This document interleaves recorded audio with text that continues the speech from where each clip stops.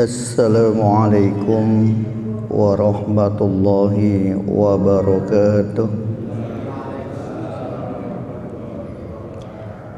Alhamdulillahi rabbil alamin, wa bihi nasta'in ala umuri dunya waddin. Asyhadu an la ilaha illallah wahdahu la syarika lah, wa asyhadu anna Muhammadan abduhu wa rasuluh. Allahumma salli wa fasallim wa barik ala sayyidina Muhammad wa ala alihi wa ashabihi wa man tabi'ahu bi ihsanin ila yaumiddin. Amma ba'd. Qalu subhanaka la ilma lana illa ma 'allamtana innaka antal alimul hakim. Hadirin jamaah yang dimuliakan Allah, mari kita bersama-sama membaca Ummul Quran. Mudah-mudahan Allah kabulkan segala harapan kita, doa kita, cita-cita kita, serta keinginan kita. Wabil khusus mudah-mudahan Allah subhanahu wa ta'ala berikan kepada kita umur panjang, sehat walafiat untuk selalu beribadah kepada Allah subhanahu wa ta'ala. Yang kedua, semoga Allah berikan kepada kita rizki yang banyak, yang halal, yang berkah, yang insya Allah dengan melalui rizkinya kita dapat gunakan untuk menyempurnakan ibadah kita kepada Allah subhanahu wa ta'ala. Khususnya mudah-mudahan kita semua dapat menunaikan ibadah haji ke Baitillahil Haram. Yang ketiga, semoga Allah jadikan keluarga kita keluarga yang sakinah, mawaddah, warahmah, serta menjadikan putra-putri kita, keturunan-keturunan kita, anak-anak yang soleh dan solehah. Semoga Allah kabulkan cita-cita mereka. Yang keempat, kepada keluarga kita, saudara-saudara kita, jamaah kita yang sedang sakit, baik yang ada di rumah ataupun yang ada di rumah sakit, mudah-mudahan mereka cepat disembuhkan oleh Allah subhanahu wa ta'ala. Kepada keluarga kita, saudara-saudara kita, jamaah kita yang telah dipanggil oleh Allah subhanahu wa ta'ala, wabil khusus kepada kedua orang tua kita, semoga Allah ampuni dosa-dosa mereka, Allah terima amal ibadah mereka, dan mudah-mudahan Allah tempatkan mereka di tempat yang mulia di sisinya. Kepada kita yang hadir, mudah-mudahan Allah lancarkan dan sukseskan usaha kita masing-masing. Allah terima amal ibadah kita, dan semoga Allah ampuni segala kesalahan dan dosa kita. Ala hadhihi wa kulli niyatin sholihah. Al-Fatihah. A'udzu billahi minasy syaithanir rajim. Bismillahirrahmanirrahim. Alhamdulillahi rabbil alamin. Ar-Rahmanir Rahim. Maliki yaumiddin. Iyyaka na'budu wa iyyaka nasta'in. Ihdinas siratal mustaqim. Siratal ladzina an'amta 'alaihim ghairil maghdubi 'alaihim waladdallin. Amin. Hadirin yang dimuliakan oleh Allah, kita lanjutkan pelajaran kita, masih berkaitan dan memang baru dimulai, yaitu bab tentang munculnya, timbulnya, terjadinya hadas pada diri kita, khususnya hadas kecil. Semua yang keluar dari dua jalan kubul dan dubur yang keluar dari perut itu membatalkan wudu kita.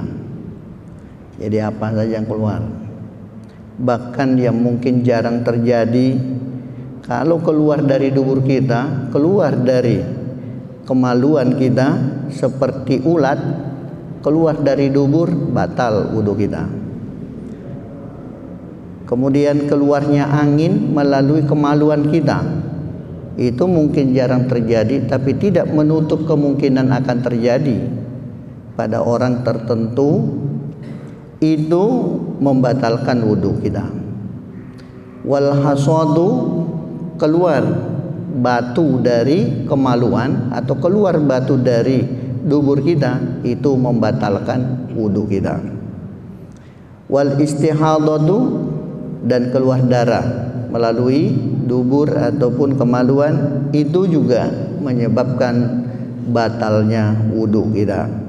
Wal madi, madi ini adalah perah hubungan dengan istri kita, itu biasanya keluar cairan bening dan kental, itu biasanya disebut dengan madi. Itu biasanya kalau orang sudah terangsang. Lalu fayang kudu aidon, semua yang disebutkan tadi adalah menyebabkan kita batal wudunya atau menimbulkan hadas kecil. Artinya kalau sudah terjadi harus diulang wudunya dan itu batal wudunya. Illa inda Malik, semua yang disebutkan tadi, keluarnya ulat, keluarnya angin dari kemaluan, keluarnya batu, keluarnya darah dan madi, menurut Imam Malik itu tidak membatalkan wudu. Wa istasna Abu Hanifah ar-rihu minal qubuli faqal la yanqud. Kemudian Abu Hanifah mengecualikan dari yang disebutkan tadi, yang tidak membatalkan wudu adalah keluarnya angin melalui kemaluan. Jadi keluar angin melalui kemaluan, menurut Abu Hanifah itu tidak membatalkan wudu. Wal maniyu naqidun inda salasa. Kemudian masalah sperma, 3 di antara ulama kita menyebutkan itu juga termasuk bagian yang menyebabkan batalnya wudu. Kalau batal wudu berarti harus berwudu kembali. Cuman kalau yang satu ini tidak cukup dengan berwudu, ia harus mandi wajib karena masuk dalam kategori hadas besar. Wal asahu min madhhabi Syafi'i annahu la yanqudu wa in aujabal ghusl. Tetapi yang sahih, paling sahih menurut Imam Syafi'i, bahwa keluarnya sperma itu tidak menyebabkan batalnya wudu, tetapi ia wajib mandi. Itu. Jadi keluarnya sperma tidak membatalkan wudu, tapi wajib mandi, kan wudu-wudu juga kan ujungnya. Gitu. Tapi kalau dipisah, batal nggak wudu kalau keluar sperma? Tidak batal. Tapi Anda harus mandi gitu. Jadi keluarnya sperma tidak membatalkan wudu, wudunya tidak batal. Tapi kan nggak boleh sholat. Ya harus mandi. Kenapa? Karena dia berada pada posisi hadas besar. Wa qala Abu Hanifah yantaqidu bi kulli dzalika wa bil mani. Semua tadi yang disebutkan menurut Abu Hanifah membatalkan wudu, kecuali dan termasuk di dalamnya keluarnya sperma itu membatalkan wudu. Jadi beda pendapatnya Imam Syafi'i. Itu selesai. Yang semua keluar dah. Kenapa sih batal wudu? Karena itu najis. Apapun yang keluar najis. Kalau bapak minum apa namanya? Kopi. Kopi apa itu? Yang keluar dari perutnya binatang. Binatang apa? Bapak minum tiap hari. Semua itu yang keluar dari perut binatang najis hukumnya. Nggak boleh orang makan itu, nggak boleh orang minum itu. Jadi ulama kita menyimpulkan secara umum seperti itu. Nah, orang nyari celahnya. Siapa nih yang berpendapat tidak najis? Itu yang dicari. Maka kemudian dibikinlah stiker halal. Nah, itu. Wattafaqu ala anna man massa farjahu bi'udwin min a'daihi ghaira yadihi la yantaqidu wudu'uhu. Dan masuk pasal kedua. Ulama kita secara sepakat bahwa menyentuh kemaluan dari salah satu anggota tubuh kita, menyentuh kemaluan dinyatakan tidak membatalkan wudu, kecuali ada kecualinya, tangan. Nah, itu baru. Kalau menyentuh pakai kaki nggak batal, menyentuh yang lain nggak batal, tapi pakai tangan batal. Bagaimana nyentuhnya pakai kaki? Nah, kalau tuh kaki sampai naik ke atas, nah, itu ya. Jadi nggak batal kalau salah satu dari anggota tubuh kita menyentuh kemaluan, kecuali tangan kita. Lalu kemudian muncul perbedaan pendapat ulama kita. Kalau fikih itu memang berbeda, wajarlah berbeda. Maka masalah agama dua-duanya, empat-empatnya 19 ulama kita semua berbeda pendapat. Padahal semua ahli agama, ahli fikih, ahli hukum, tapi berbeda pendapat. Itu hal yang wajar. Apalagi berbeda pilihan. Oh, boleh. Masa milih satu gitu.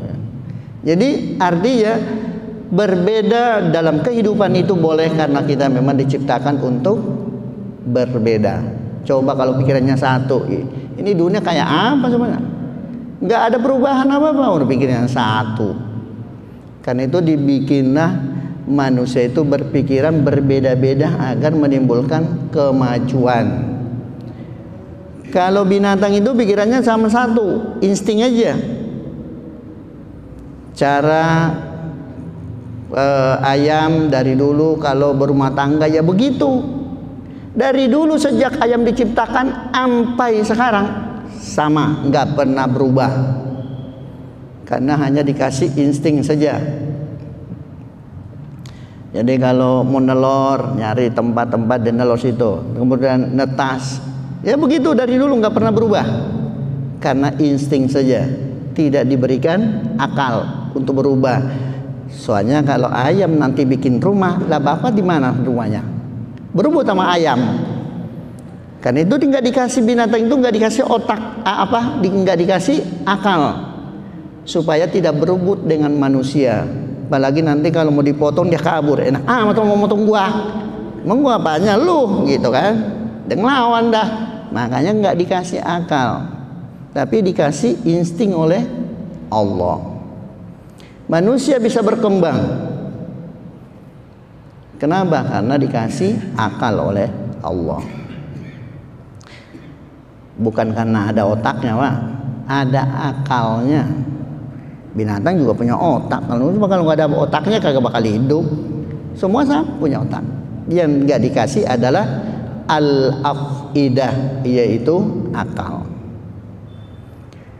Wahtalafu fi man mastadakarahu biyadihi. Lalu kemudian emang yang nakal itu tangan, Pak? Kalau kaki emang kagak nakal-nakal amat. Yang nakal itu tangan. Orang lagi diri main gaplokin aja dari belakang. Kagak boleh ngelihat pantat gede, main mukul aja dari belakang, nggak boleh. Itu haram hukumnya.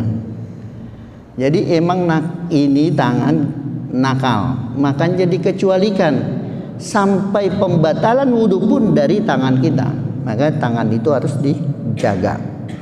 Ngatain orang sekarang mah gampang banget ngatain orang, nggak pakai mulut, pakai jempol aja jadi musuh dah, gitu kan.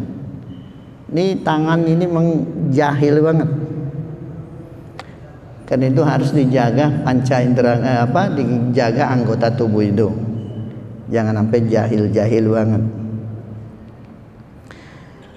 Orang nyari musuh gampang, nggak pernah ketemu tapi musuhan. Kita nggak pernah ketemu orang tapi bisa musuhan.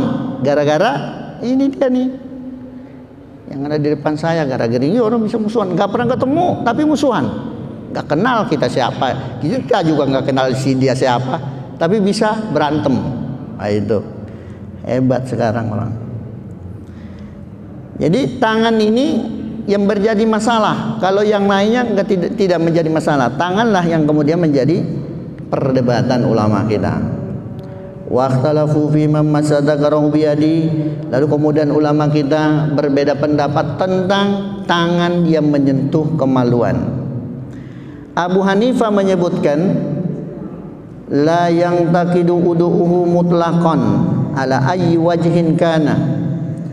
Abu Hanifah berpendapat kalau ada orang menyentuh kemaluannya dengan tangan, maka itu dinyatakan tidak batal wudunya bagaimanapun cara menyentuhnya. Lagi habis wudu nyentuh-nyentuh itu ngapain? Emang tadi belum cukup apa? Nah, itu kan iseng banget.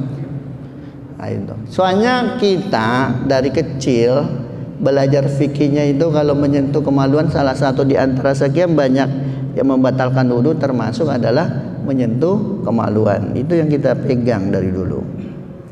Secara mutlak menurut Abu Hanifah tidak membatalkan wudu. Mau cara megangnya kayak apa tidak batal wudunya. Itu menurut Abu Hanifah. Lama-lama juga orang pada pindah ke Abu Hanifah rumahnya nih. Yang nyari enak-enak aja. Ya nggak apa-apa sih. Asal yakin baik. Wa qala Syafi'i yantaqidu bil massi bi batini kaffihi duna zahirihi min ghairi hailin sawa'un kana bi syahwatin aw bi ghairiha. Imam Syafi'i berbeda. Beliau menyatakan batal wudu orang kalau menyentuh kemaluannya dengan telapak tangan. Ini telapak tangan semua nih. Dari mulai ujung jari sampai ke bawah namanya telapak tangan. Yang putih urusannya itu telapak tangan. Ini telapak tangan namanya. Tetapi kalau yang menyentuh adalah punggungnya, belakangnya, itu tidak membatalkan wudu. Tidak membatalkan wudu. Kita lihat dulu tangan itu sampai di mana. Tangan itu dari ujung jari sampai pergelangan tangan. Itu tangan. Jadi jari Bapak termasuk tangan. Coba kalau nggak ada jarinya, Bapak megangnya kayak apa? Nggak bisa. Jadi tangan itu adalah mulai dari ujung jari sampai pergelangan tangan. Jadi kalau Bapak tayamum ya di sini aja cukup. Gitu. Itu kalau menurut Imam Malik. Kalau Imam Syafi'i nggak cukup Pak, dari sini sampai sini. Kalau tayamum harus dari ujung jari sampai ke siku itu. Jadi kalau yang ini menyentuh bagian dalamnya itu batal wudunya. Menyentuh sengaja nggak sengaja batal wudunya.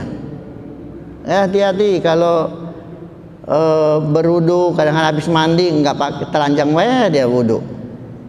Ya nggak apa-apa sih, itu sah-sah aja, nggak apa-apa, nggak ada yang lihat ini. Paling Allah yang lihat. Cuman kita sama Allah kagak malu, apalagi orang, kan repot. Justru malunya sama Allah, karena Allah itu melihat kita di mana aja. Kalau bapak saya tuh ngelarang orang wudu nggak menutup aurat. Kata bapak saya malu sama Allah. Nah lalu kemudian orang menyentuhnya dengan bernafsu atau tidak nafsu sama tetap batal. Nafsu kayak kagak kayak batal wudunya kalau menyentuh dengan telapak tangannya. Jadi bapak karena buru-buru mau keluar rumah, buru-buru mau sholat, udah habis mandi langsung wudhu, lagi ngadukan, kena wudhu lagi, harus wudhu lagi, nggak boleh. Udah dah bodo amat, nggak sengaja ini, ya kagak bisa pak, hukum mah. Emang Allah bego apa? Kagak tahu, dia Allah tahu. Kalau menurut pendapatnya Imam Syafi'i, lama-lama ditinggal juga orang. Repot amat jangan. Wal masyhur inda Ahmad annahu yantaqidu bi batini kaffihi wa bi zahirihi. Imam Ahmad beda, murid sama guru beda. Guru aja sama murid beda. Berarti kita boleh berbeda dan tidak dilarang untuk berbeda. Memberi tafsir boleh, terserah menurut penafsiran kita apa. Itu tidak terkena hukum pidana karena tidak ada pidananya orang memberikan penafsiran. Ngatain orang iya, itu lain pasalnya. Termasyhur di antara pendapatnya Imam Ahmad adalah batal wudunya dengan menyentuh kemaluan, baik dengan telapak tangan ataupun punggungnya telapak tangan, tetap batal wudunya. Gurunya bilang cuman ini doang telapaknya batal. Muridnya bilang kagak, dua-duanya, ini nyentuh batal. Tuh guru sama murid boleh berbeda, tapi jangan berantem. Ini berbeda dilaporin guru ya. Nah, jadi guru saja dengan murid boleh berbeda. Lalu kemudian pendapat dari Imam Malik. Tadi Abu Hanifah udah. Abu Hanifah bilangnya nggak batal. Imam Syafi'i bilangnya apa? Batal kalau telapak tangan yang menyentuh. Imam Ahmad bilang telapak tangan ke punggungnya telapak tangan tetap batal hukumnya, harus mudah diulang wudunya. Nah, sekarang Imam Malik warrajihu min madhhabi Malik immassahu bi syahwatin intaqada wa illa fala. Imam Malik paling sahih, paling tepat pendapat beliau, di antara pendapat beliau adalah apabila orang menyentuh kemaluannya, baik telapak tangan ataupun punggung tangannya, kalau dia bersyahwat maka batal wudunya. Tapi kalau dia menyentuhnya tidak bersyahwat maka tidak batal wudunya. Jadi beliau tergantung bagaimana di dalamnya, bagaimana dengan nafsunya, tergantung bagaimana nafsunya aja. Kalau dia syahwat batal wudunya, kalau dia tidak syahwat maka tidak batal wudunya. Selesai itu. Udah mulai yang keluar dari kemaluan dan keluar dari dubur kita, anus ya, batal wudu. Lalu kemudian menyentuh kemaluan, udah selesai dibahas dengan pendapat ulama kita. Sekarang megang kemaluan orang, iseng banget orang habis wudu megang punya orang, mungkin kada punya dia. Itu jadi bermasalah juga, bukan apa-apa. Agama itu memang begitu, harus hukum itu harus dibahas secara rinci. Jadi pasal ketiga adalah wa amma massa faraja ghairihi faqala Syafi'i wa Ahmad la yantaqidu wudu ul massi saghiran kanal mamsus au kabiran hayyan au mayyitan. Kata Imam Syafi'i dan Imam Ahmad, ini akur nih guru sama murid nih. Imam Syafi'i dan Imam Ahmad akur, orang yang menyentuh kemaluan orang lain itu tidak membatalkan wudu. Yang menyentuh, baik yang disentuh anak kecil ataupun kemudian yang disentuh orang dewasa, baik orang itu hidup ataupun meninggal dunia. Udah meninggal ya, orang meninggal kan kemaluannya kagak hilang pak. Jadi kalau disentuh kita udah berwudu, itu tidak membatalkan wudu. Jadi itulah pendapat-pendapat ulama kita. Kalau orang bilang ngomongin yang sensitif, iyalah bagian sensitif itulah yang bahaya, makanya harus dibahas.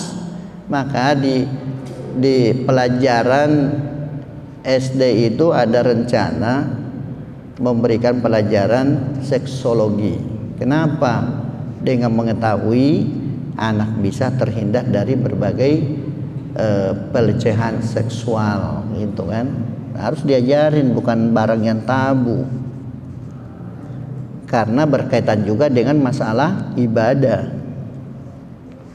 Jadi Imam Syafi'i dan Imam Ahmad menyentuh yang bukan punya dia itu tidak membatalkan wudu bagi yang menyentuh, baik yang disentuh itu anak kecil maupun orang dewasa, baik orang itu hidup ataupun sudah meninggal. Kemudian Imam Malik, la yantaqidu bimassil shagir. Imam Malik bilangnya apa? Kalau yang disentuh itu anak kecil, maka tidak batal wudunya. Mandiin anak kecil habis wudu, dia mandiin anak kecil, anaknya sendiri, itu tidak membatalkan wudu bagi yang memandikannya, menyentuhnya. Tetap artinya kalau yang dewasa, waduh, batal Pak, nggak boleh menyentuh yang dewasa, batal tetap menurut Imam Malik, yang beliau mengatakan kalau anak kecil nggak batal bagi yang menyentuh, tetapi kalau yang gede pasti batal, nggak boleh. Itu kata Imam Malik. Wa qala Abu Hanifah la yantaqidu bihalin. Dan Imam Abu Hanifah bilang tidak batal wudu dengan menyentuh kemaluan orang lain. Pertanyaan kita, emang kapan sempat-sempatnya ya habis wudu bisa menyentuh? Ya mungkin kagak sengaja aja cuma. Apalagi di atas bis atau bagaimana. Tapi kalau ada penghalangnya, yang dimaksudkan tadi menyentuh itu kalau tidak ada penghalangnya, nggak ada pembatasnya. Lah kan orang kalau di atas mobil kan lengkap celananya, lengkap bajunya, penghalangnya banyak, itu tidak menjadi masalah, tidak batal karena tidak secara langsung. Yang dimaksud tadi bicara itu adalah menyentuh secara langsung, nggak ada pembatasnya. Paham kan? Kan nanti ada ujiannya, gua kasih ujian aja, ulangan. Ya akhir tahun ada ulangannya kasih. Tapi ada hadiahnya gitu kan. Ya nanti dicariin hadiahnya. Dicariin hadiah dari yayasan. Baik. Sekarang pertanyaannya, hal yantaqidu wudu'ul mamsusi amla. Kalau tadi yang menyentuh, ya kan? Sekarang yang disentuh. Apakah batal wudunya orang yang disentuh?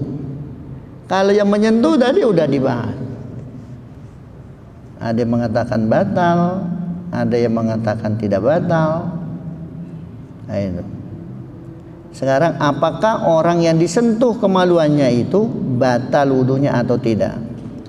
Qala Malik yang taqidu. Imam Malik mengatakan batal. Yang disentuh itu batal. Yang disentuh batal. Tadi kan Imam Malik bilang kalau menyentuh anak kecil tidak batal. Sekarang menyentuh batal. Yang dimaksud Imam Malik adalah menyentuh orang yang dewasa. Kalau anak kecil kan gak wajib wudu. Yang wajib wudu itu adalah orang yang sudah dewasa yang balik. Sebab itu anak kecil tidak wajib sholat, tapi disuruh harus sholat.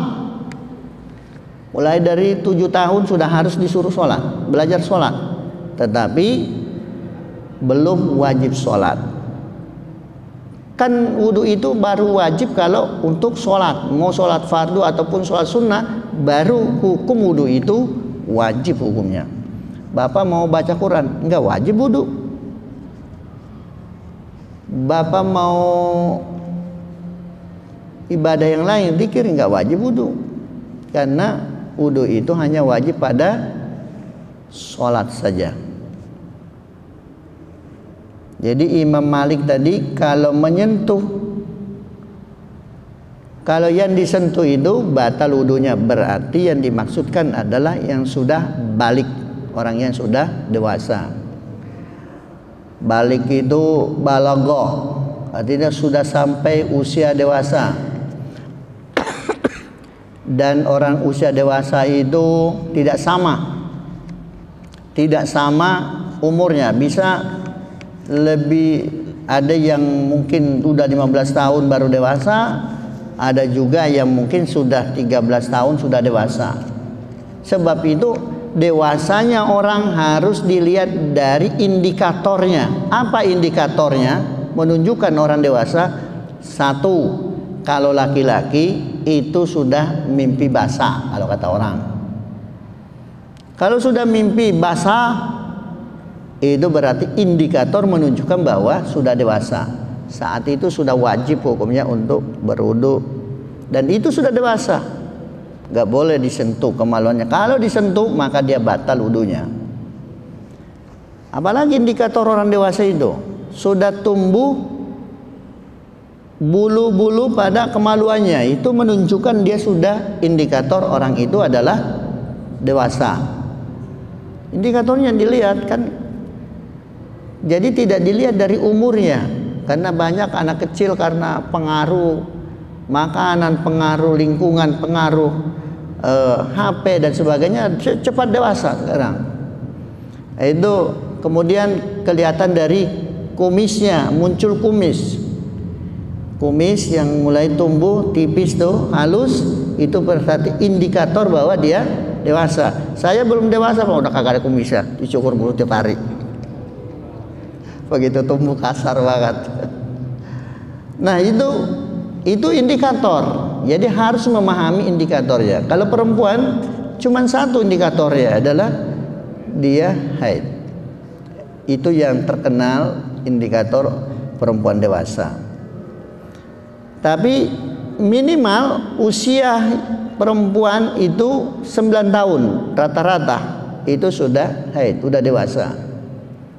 Tapi ada juga yang 10 tahun baru haid. Itu indikator dewasa. Jadi kalau sudah seperti itu udah bukan anak yatim. Udah enggak anak yatim. Kita sampai punya anak masih yatim-yatim juga tuh orang. Jadi kan ada daftar apa? Ada daftar nama yang akan disantunin. Nah, orang udah pada kawin masih ada namanya, anak yatim-yatim juga. Nah kalau gitu gue juga anak yatim. Ya kan begitu. Yatim itu hanya pada sampai batas dewasa tadi. Kalau sudah dewasa udah bukan anak yatim. Kalau nggak punya apa-apa ya miskin jadinya, jatuhnya. Jadi Imam Malik tadi bilangnya apa? Tidak batal. Salah baca nih. Imam Malik bilang yang disentuh kemaluannya berarti batal wudunya, itu berarti dewasa. Wa qala Abu Hanifah wa Syafi'i Ahmad la yantaqidu. Sekarang Imam Syafi'i, Imam Ahmad, Abu Hanifah, tiga-tiganya sepakat bahwa tidak batal wudu orang yang disentuh kemaluannya. Berarti itu yang disentuh orang dewasa. Karena hanya orang dewasa yang wajib wudu.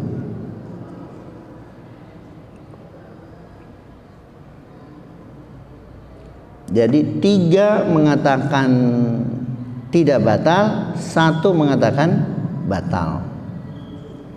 Wa ajma'u ala an alla wudu'a ala man massa unsayhi walau min ghairi hailin. Kemudian ulama kita sepakat karena ada buah dakar namanya unsayai, ada 2 buah dakar itu pemompah dari fungsinya untuk hormon kita. Nah sekarang bagaimana kalau menyentuh buah dakarnya, maka sepakat ulama kita mengatakan itu tidak batal wudu, baik yang menyentuh ataupun yang disentuh tidak akan batal wudunya kalau menyentuh buah dakarnya, walaupun tidak ada pembatas menyentuhnya secara langsung. Itu selesai.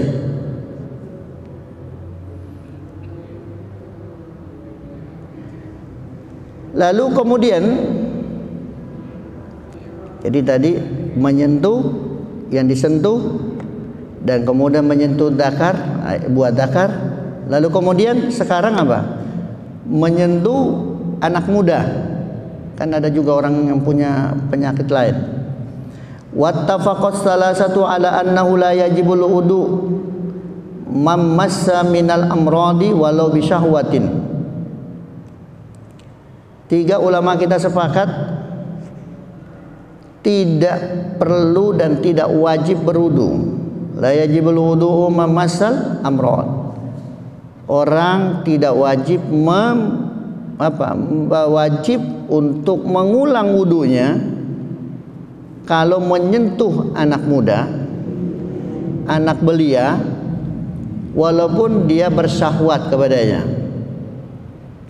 Ini menyentuhnya berarti persentuhan antara kulit dengan kulit. Kalau baju doang mah apa rasanya? Itu. Jadi itu tidak wajib untuk mengulang wudunya. Itulah agama kita, diatur sedemikian rupa dalam menjaga kemurnian ibadah kita kepada Allah, sampai hal-hal seperti itu yang nggak pernah dipikirkan dan diberi hukum oleh ulama kita. Kalau kita kan nggak pernah mau tahu yang begitu-begitu, kita mau pokoknya wudu aja urusannya. Hal-hal seperti itu emang kita tahu. Inilah pentingnya majelis taklim dari Dewan Masjid Indonesia, mengharapkan agar semua masjid memiliki majelis taklim sebagai sentral pendidikan non formal. Kenapa? Pendidikan non formal hanya bisa didapatkan pengetahuan secara rinci melalui masjid. Maka harus majelis taklim berbasis masjid. Dari kami Departemen Agama, semua majelis taklim harus terdaftar. Untuk apa? Untuk diketahui siapa gurunya dan apa buku pegangannya atau panduannya, agar nanti terkontrol pengetahuannya. Jadi pengajian atau majelis taklim bukan sekedar ngumpul-ngumpul. Kan banyak majelis taklim ngumpul baca selawat, dari mulai selawat, habis selawat baca yasin, habis yasin baca doa, pulang. Ngomongin arisan, ngomongin baju seragam, nggak ada isinya. Nah, itu nggak boleh. Saya sampaikan bahwa di DMI itu ada badan otonom namanya BKKM, Badan Badan Komunikasi Majelis Taklim Berbasis Masjid. Itu ketuanya Ibu Wali Kota. Kemarin tempoh hari kita kumpulkan ada 300 lebih majelis taklim di sekecamatan Ciputat Timur. Itu baru sebagian kecil itu, termasuk majelis taklimnya Ar-Rahmah, dan itu baru ibu-ibu doang, belum laki-laki ya, belum bapak-bapaknya. Begitu banyak majelis taklim. Sebab itu saya sudah mendaftarkan, hanya ada 50 guru majelis taklim yang baru saya daftarkan, yang di ACC oleh wali kota. Itu ada 700 guru majelis taklim yang akan mendapatkan insentif. Mudah-mudahan tahun 2004 sudah bisa berjalan. Karena jatahnya ada 7 kecamatan, berarti ada 700 guru majelis taklim. Setiap kecamatan itu 100 orang. Yang saya baru daftar itu baru 50 orang. Jadi selain ada majelis taklim, guru majelis taklim juga kan ada guru ngaji. Itu dari tahun 2012 sudah mendapatkan insentif itu. Diperdayakan, dimakmurkan sebisa-bisanya agar majelis taklim itu bisa berjalan di masjid, karena menjadi sentral pendidikan non formal, di mana pendidikan itu disitulah kemudian mendapatkan pengetahuan secara rinci yang tidak didapatkan di perguruan atau sekolah formal.